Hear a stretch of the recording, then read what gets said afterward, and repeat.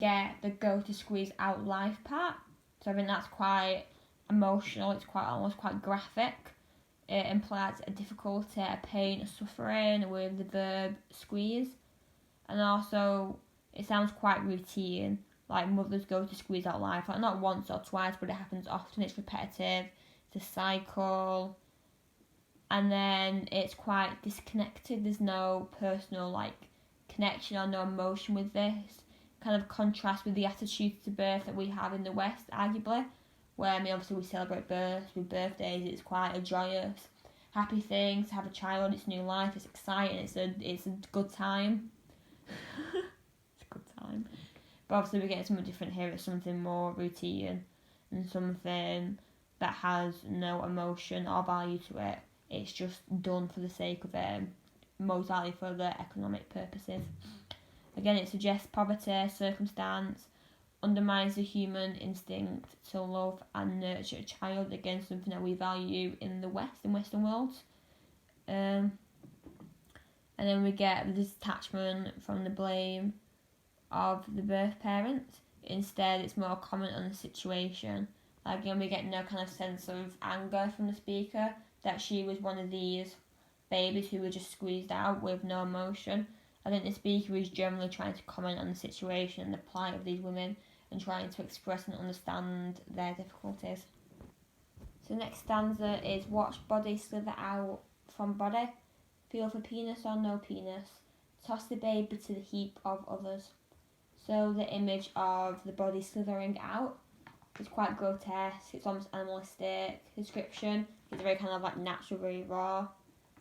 I think we get the contrast with Western societies where, again, we mentioned this, but where in Western societies birth is something that's more valued and more kind of not glorified, but seen in a very light, positive way. It's seen as something miraculous and something really exciting.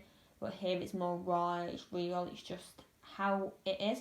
Especially in poor countries where a child isn't a luxury.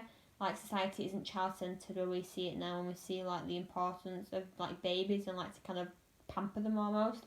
In these countries, children are a burden and an expense unless they can become a financial way to gain money, which if you have a crippled or dark or girl, then that might not be the case. So where then it becomes a heartache for the deprived mother who is helpless in the situation, and a lot of the time will have to give away the child or have to abandon the child because they have no other option, because they might be being pressured by their husband or they just simply can't afford to keep it.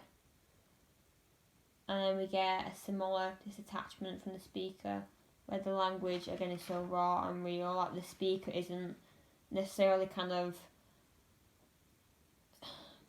the speaker is showing the harsh realities, but isn't saying it's acceptable to obviously toss away an abandoned child, but I think he's just trying to convey the true situation of what it's like and the difficulties, and I think it's the reader's then choice to make all their mind of how they feel. And then the image of feel for penis or no penis, it shows the culture of gender, which kind of almost robs the mother of maternal love, where it shouldn't matter what gender the child is, and I think it definitely doesn't matter for these mothers, but it has to matter. They don't want it to, but it does, because it's a poor country and you need the money, and so then gender becomes a problem if it's a girl, because it just won't have that won't be able to provide in that financial way like a son could. So again, the only focus on the economic situation where only a male can provide for the family and become an asset instead of an economic liability, which a daughter would be. So we get the toss the baby to the heap of others. Kind of like the idea of heap of others, there's a lot of them, it's never ending cycle. It's not just this one child, it's countless children. It's something that happens continuously. So again, we're seeing that the highlighting of how American parents have helped one child. So they were all kind of the American parents felt really proud and felt like they were doing good in the world by taking on this child, which of course they are, but it is only one child in thousands and thousands and thousands, so they've not solved the problem. And then I think the woman here is clearly at the mercy of this society. Again, I think the speaker, while not presenting the women as faultless necessarily, but they are definitely a victim, and so shouldn't be condemned, but instead we should attempt to understand the situation and these reduced circumstances where the infanticide, so the killing of baby girls who cannot provide what a boy ultimately can, is the reason for this behaviour, and it's something we can't understand, but we should try to best we can. And then the last one line stanza is trudge home to lie down for their men again. So we get kind of numbness, I think, as now like these women go through the motions of sex and birth. There's no connection with it because, like I said before, they try and disconnect from it because it's probably the easiest way to deal with it. It's quite heavy as well, like trudge is like you're being weighed down by the weight of this burden and the guilt, when there's still also a helplessness where there's nothing they can do about it. And then the image of lie down for their men, like the for, it demonstrates the submissiveness to the men, where these women are trapped by this culture and economic pressures and there's no way out. Demonstrates the oppression of women, whose only role is to breed for economic necessity. And again, like the final word, again, it shows an inevitability, where this will continue and nothing will be done to stop it. And these American children can take one baby, great. It's not solved anything, this still continues. It's still a cycle of birth, of death, and then sex. Again, a flat emotionalist tone kind of like shows there's no moral judgment. I think the speaker's trying to show again, like the speaker's not condemning these women, but also not saying like it's a good situation, but it's a situation that they're the victim of and the helpless in. So the poem ultimately demonstrates a terrible understanding about the hardships of women's life in these situations. It's very factual and with blunt presentations of the emotions of their life and of their suffering. I'll quickly run through structure as well. So we see a regular tercet structure, so with 3 line stanzas, with a final 1 line stanza for each 3 stanzas, kind of amplifies the plight of these helpless women, specifically with the last 1 line stanza, kind of separates from the rest of it and just shows how harsh their reality is. There's a lot of short sentences, I would say, like the line length's quite short, increases a kind of cyclical feeling, almost like a claustrophobic feeling, where this like poem, this experience is one of many. Like it's not necessarily individual to the speaker, because again there's thousands and thousands of these babies who are either being killed with the female infanticide or will end up being adopted by Western parents. And you get like the symbolic.